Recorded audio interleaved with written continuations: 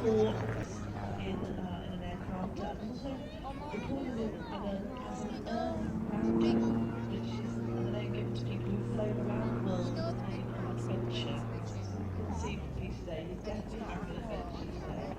He absolutely loves this aircraft. Touch and go here.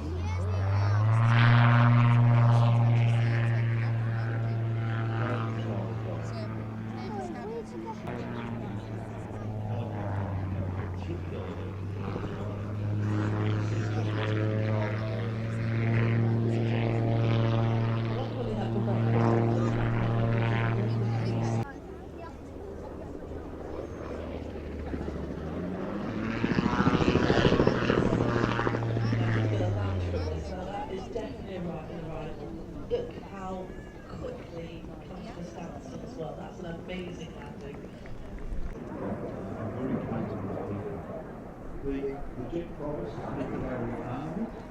2303. Coming in now for the last pass.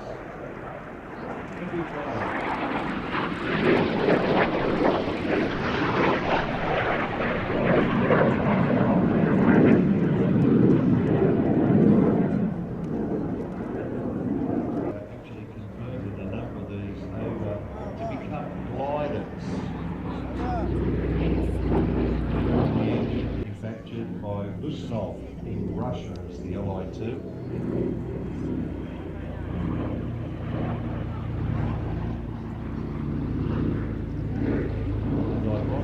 Also produced by Showa Nakajima, Japan, and used in the Pacific campaign, where some of those aircraft caused a lot of confusion.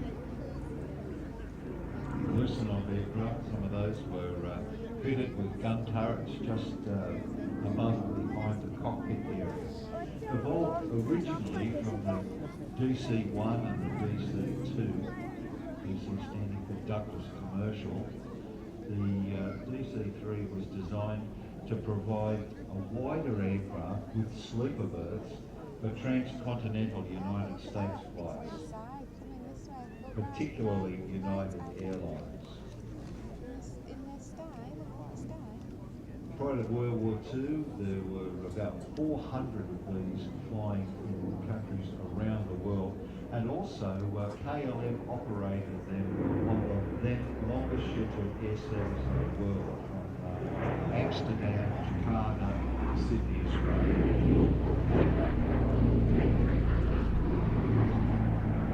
It wasn't until August 1939 that the US Army Air Corps received the first militarised DC-3. The designations changed all over the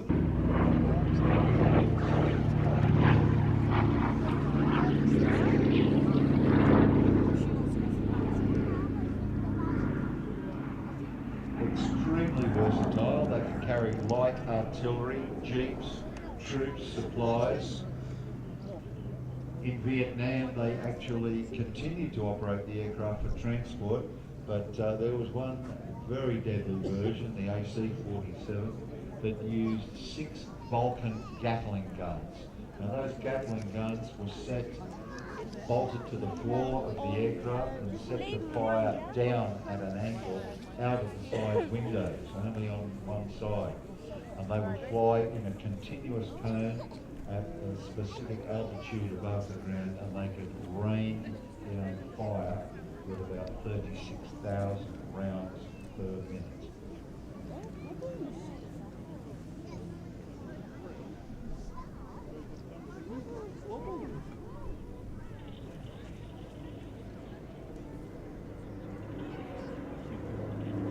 Strangely enough, they actually converted a number of these over to become gliders.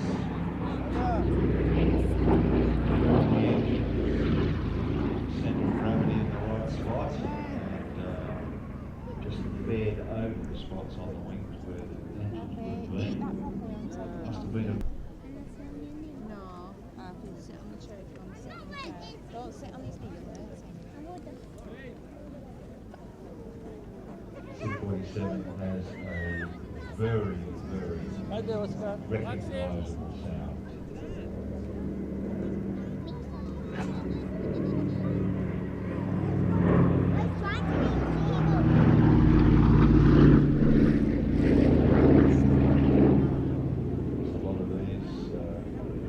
became famous for opening many airlines all the way around the world, whether they be passenger or cargo. Get your cameras out. Get ready for a lovely shot here for a break.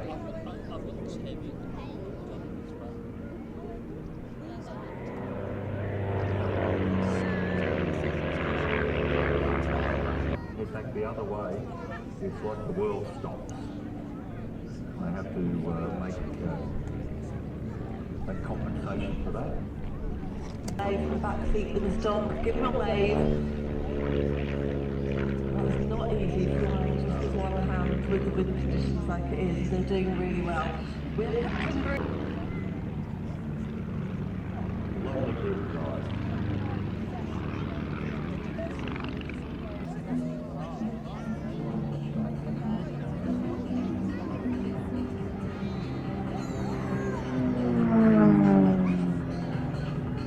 This is really high energy. The aircraft is capable of a roll rate of 400 degrees per second, and it has a performance of +10 and -10 G with a single motor. Just the two-seat version. Someone may be familiar with the type from the real era where the 300 specially designed to and over some of these manoeuvres have been designed by competition pilots themselves with names like the Boeing and really exciting names to describe this process of the aircraft tumbling around the sky. If you want to know what that feels like, go climb, not literally, please, into your washing machine on a full spin cycle.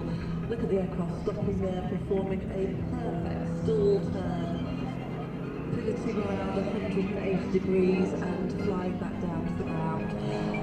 This is a display pilot who will not be wearing. Look at him, straight up in the air, keeping going, running out of speed, and another stall turn. But then look, end over end, tumbling end over end, there goes. It's absolutely extraordinary. Understands which way up he is.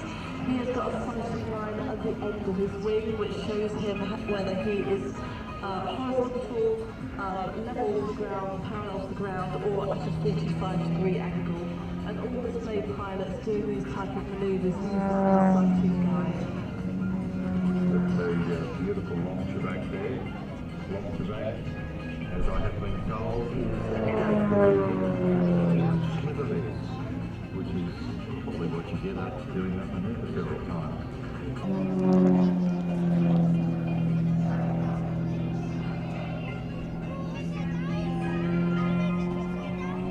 This also flies as part of a larger display team. They have flied across the UK but also many overseas air shows, taking the aircraft around the world and performing these displays in daytime as well as nighttime displays. For one of those nighttime displays on Friday night. Pyrotechnics coming off the wings. Climbing.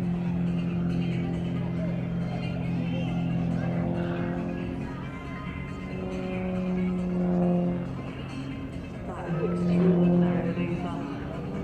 Inverted spin. The wingtip, look at that. This is your camera moment for photographers. Out of the air, give them a very warm Midlands Air Festival welcome. Up the throttle, very short takeoff run, look at that, airborne straight away. And normally an aircraft would climb to height before starting its aerobatic manoeuvres, but Steve goes straight into a manoeuvre called a rolling circle. So the aircraft describes a circle over the ground, turning round to the left, while the airplane itself is rolling. So a very difficult manoeuvre to do when you're in the cockpit. I still don't know how he managed to do it, controlling it from the ground. Smoke is on. He has a smoke system. It's a peat Tyndall smoke system used on the exhaust with peat Tyndall smoke fluid. And he also has attachments on the wingtips to take its smoke canisters, which are ignited by a model radio workshop solid state relay. Climbing vertically now, a very nicely executed stall turn. You heard Ando say from its propeller, Steve believes this model is the only one of its size and weight able to prop hand like this anywhere in the world. Steve also flies full-size aircraft. He flies a Jabiru aircraft. Seems to cope with those strong winds very well. Just a straight in approach. No need for curving approach. You can see what's happening from the ground.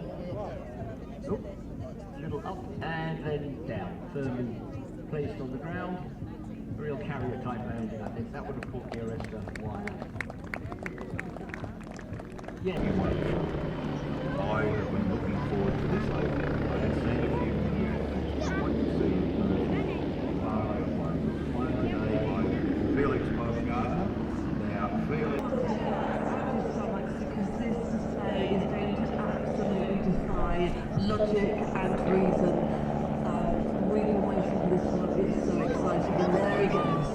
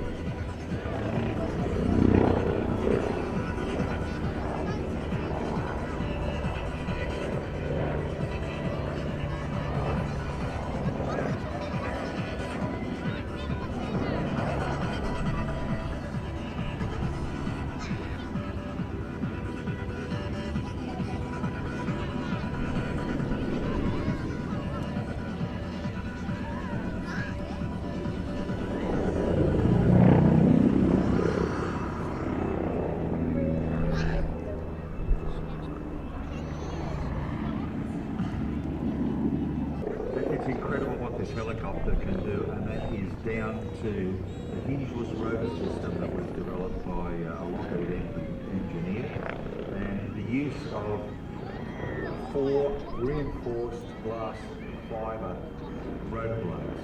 For years I've seen it on television, on YouTube, and I saw a helicopter doing aerobatics at the air show years ago, but nothing like this. This is the sort of flying that the Extra 300 was doing earlier. It was really flying. And this is a fling wing. The team are on top of that as well. They brought a little tons of Red Bull with them for the weekend to make sure their wings are flying high. And also Lockheed are very commentators spent some time talking to Felix yesterday to find out what his thoughts are flying the aircraft, and maybe we might get a bit more from him. We're at T-brake now, and that will run through.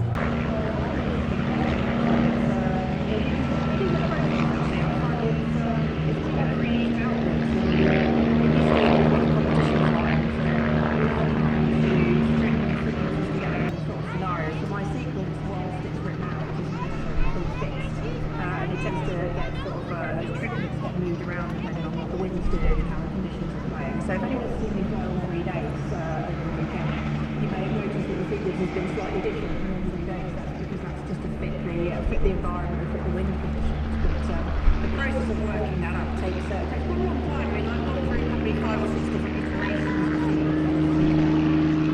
And it's just a matter of,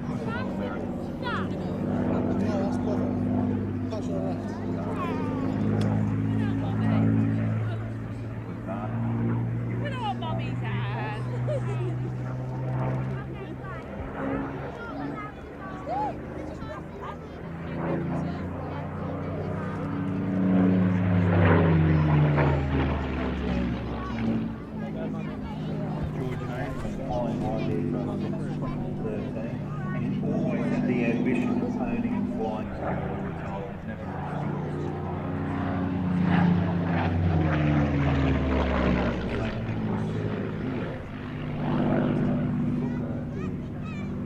get that moment that he stepped into that aeroplane.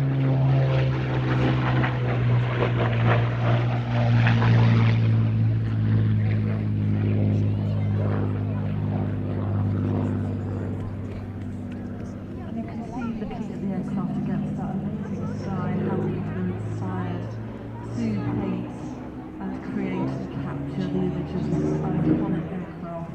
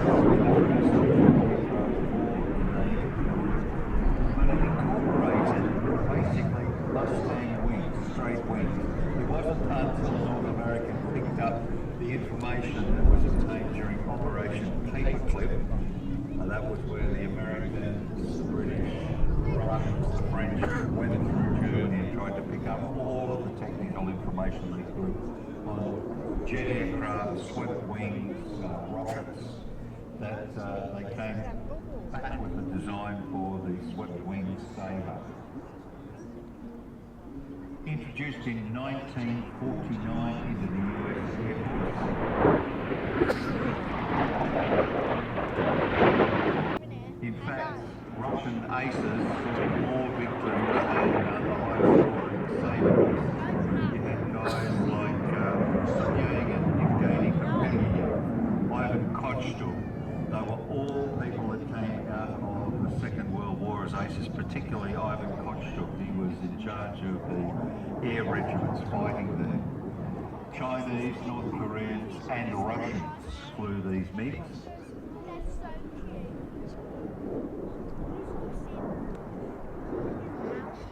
Look at the beautiful shape of that machine.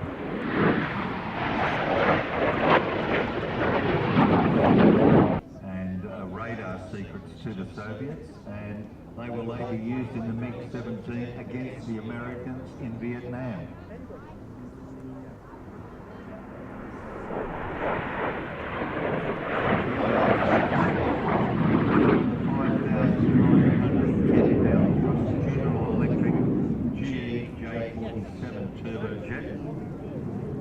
The aircraft had a combat radius of about 360 nautical miles with full load and two 200-gallon drop tanks.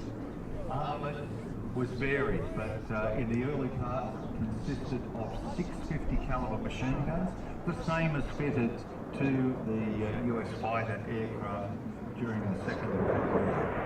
They could also carry 5,000 and they were later fitted with the early versions of the A9 sidewinder infrared moving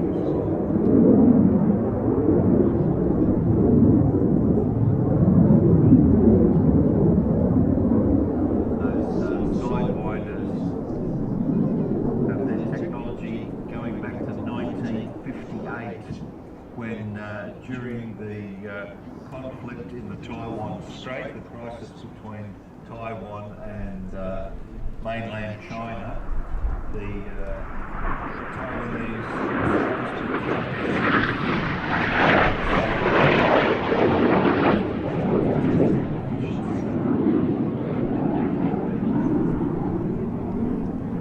Pakistani Air Force was equipped with the F-86, and in 19 Indian Air Force Canberra bomber, and they were used in subsequent wars with India from 1959 to the early 1970s. There were two major developments of the Sabre, one by the Canadians, Canadair, and one by the Commonwealth Aircraft Corporation in Australia.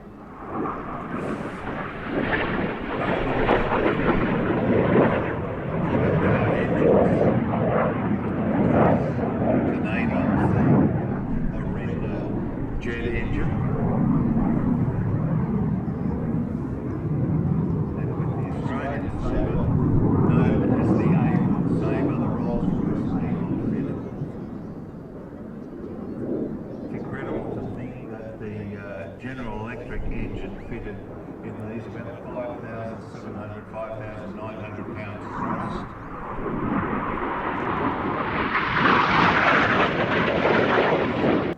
Beautifully demonstrated by Fred, well known on the UK and European airshow circuit.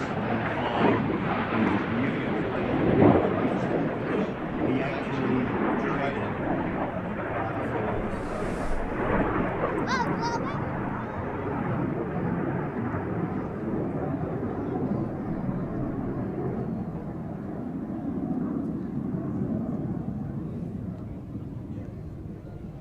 Fred is a 17,000-hour Boeing 777 captain and instructor, a former member of the French aerobatic team, and he has been, as we said, an airshow display pilot for many years, Mustang, Sea Fury, and now the Sabre.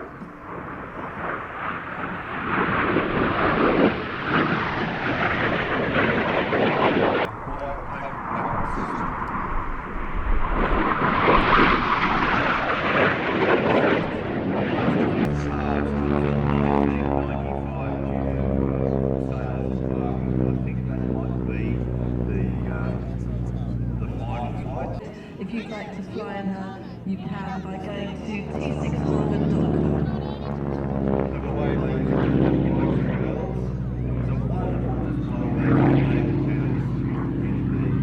Magnificent harbour.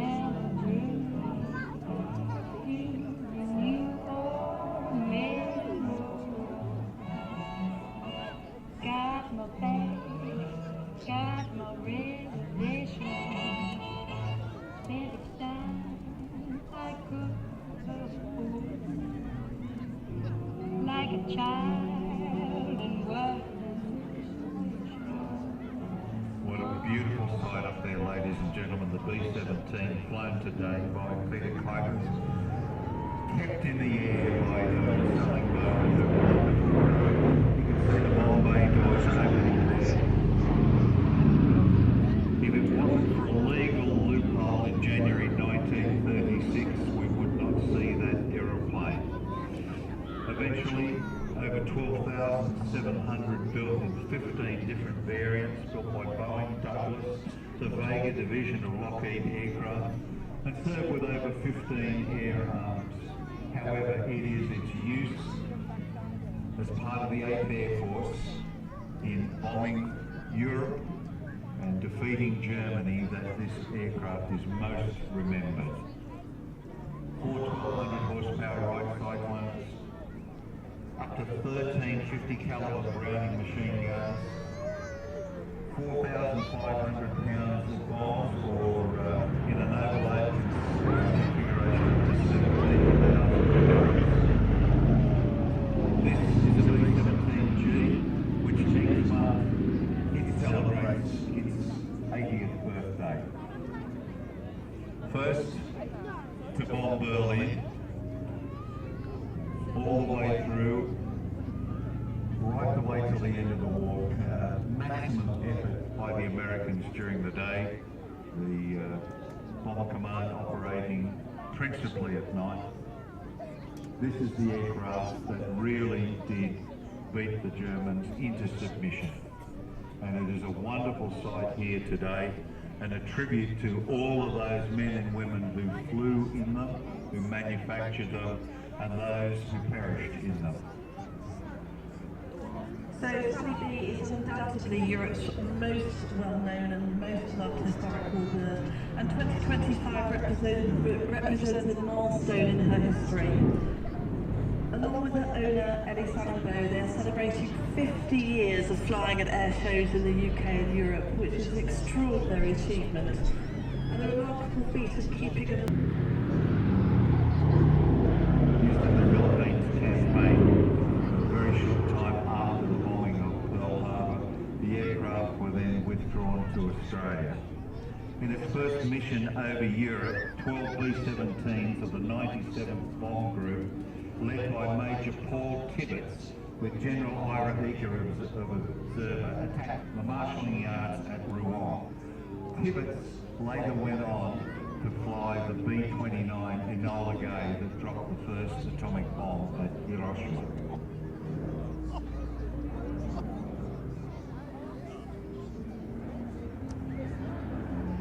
This aircraft is vastly different to the earlier model.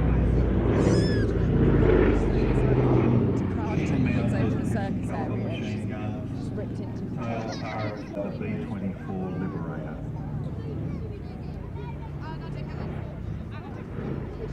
Beautifully demonstrated there by Barry Piper.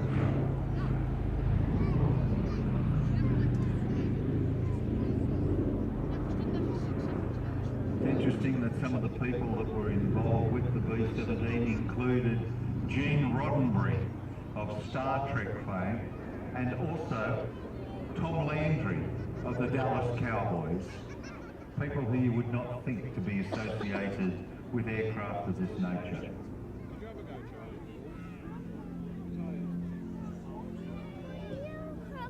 So get your cameras ready, ladies and gentlemen, because this will be the last pass by the B-17 Sally B.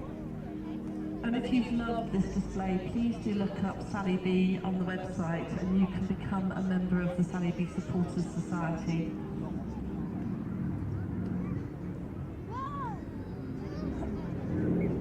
Notice the tribute, the smoke, to all of those pilots, navigators, bomber aimers, all of the crew who lost their lives during the operations over Europe.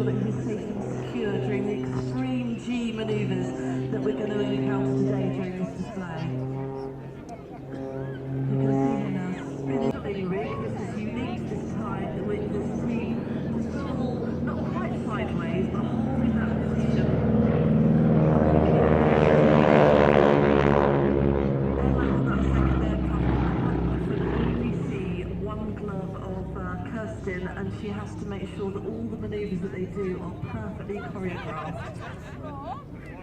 Sabre splits.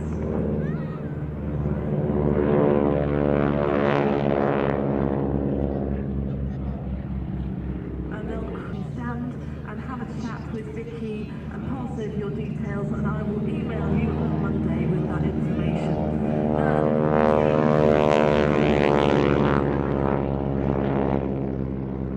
Now and been flying for over 30 years. He's got more than 5,000 flying hours and over 1,500 displays.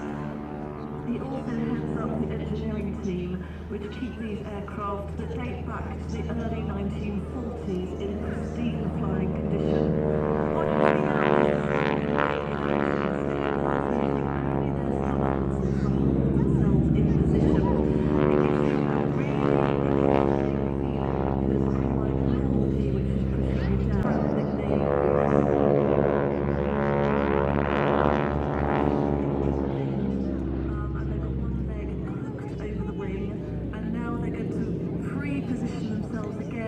Another position on the aircraft, this creating the 1920s actual wing walking that you would have seen back in the day.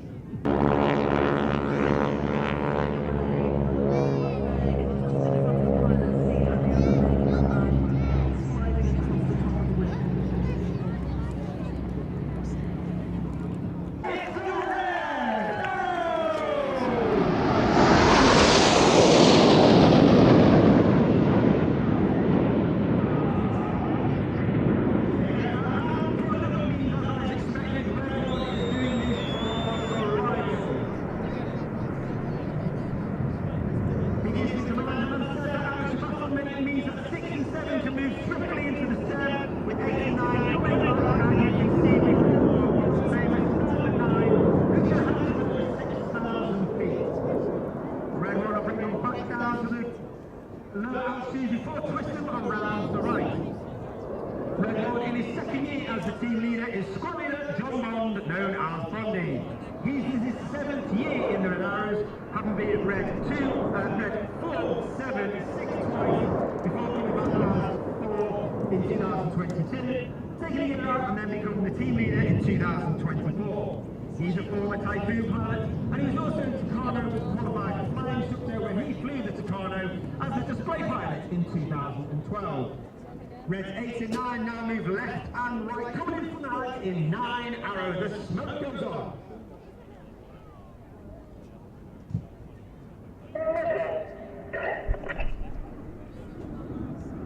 On the right of Red 1 is Skeleton Thomas.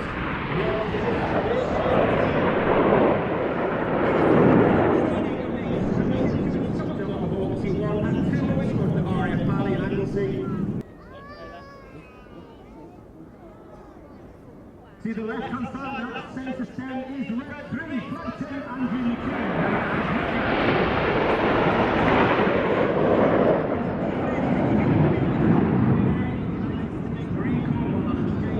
Before then coming back to the UK, and he is the first pilot to jump the Red Arrows from the new 5th generation F-35B Lightning II, where he flew with 671 based at RAF Mars in Norfolk. There are 11 pilots in the team. As I said, we covered Red 11. Myself, Red 10, former tornado, GR4 pilot, former qualified flying instructor on the Hawk Team Mark II. And this is my 4th and final year with the Red Arrows. The team now, Red 2 and 3, move up with the rest of the team forming a delta shape at the rear. And the 20th anniversary of the RAF Typhoon display team. As a tribute, it is no mistake the shape of Typhoon.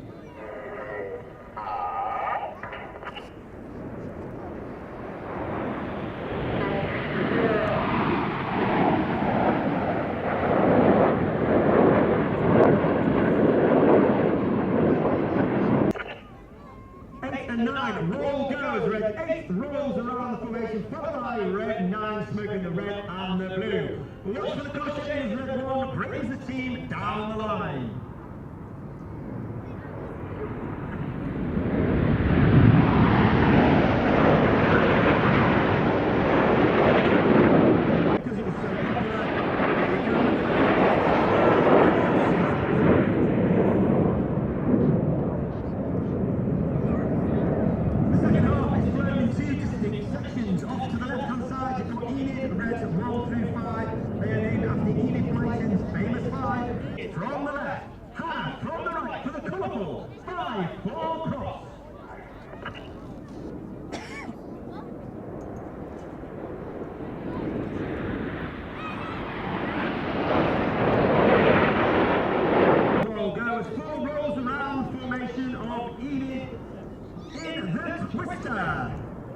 listening trail on Red Rock is Red Eye, Lieutenant Justin Wales.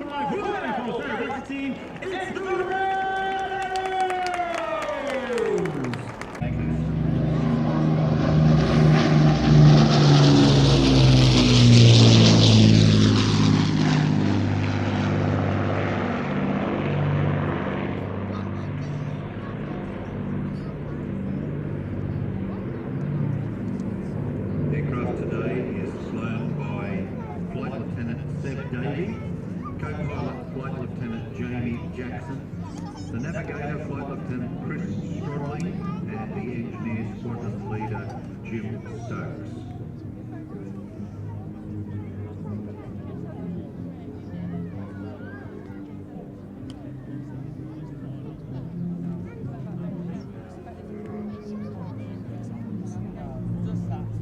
This aircraft was built as part of a batch of 500 Lancasters manufactured by Vickers Armstrong at the Broughton factory in Chester, delivered the 31st of May 1945. It was intended for use in the Far East with Tiger Force, but the capitulation of Japan saw that not come to fruition. It was modified as a photo reconnaissance aircraft, sent to number 82 Squadron and used in the East and South Africa.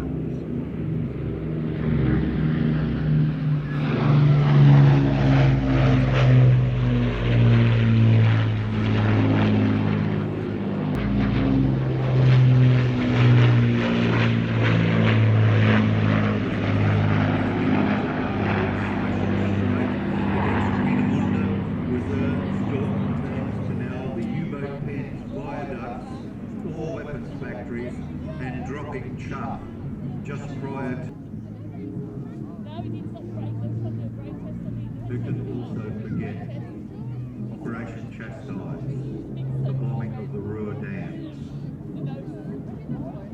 4 1280 horsepower Rolls-Royce Merlins, a range of 2,200 nautical miles, and an incredible bomb load.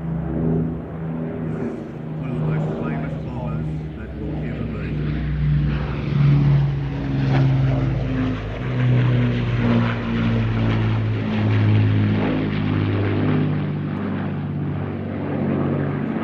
This aircraft has appeared in a number of movies, including The Guns of Navarone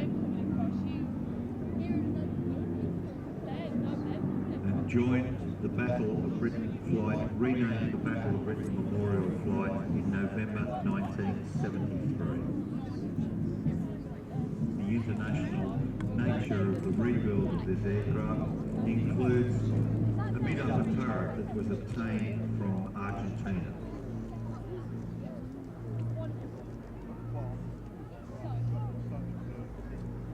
This aircraft is flown to the memory of all those crews who fought in Lancaster and those who perished.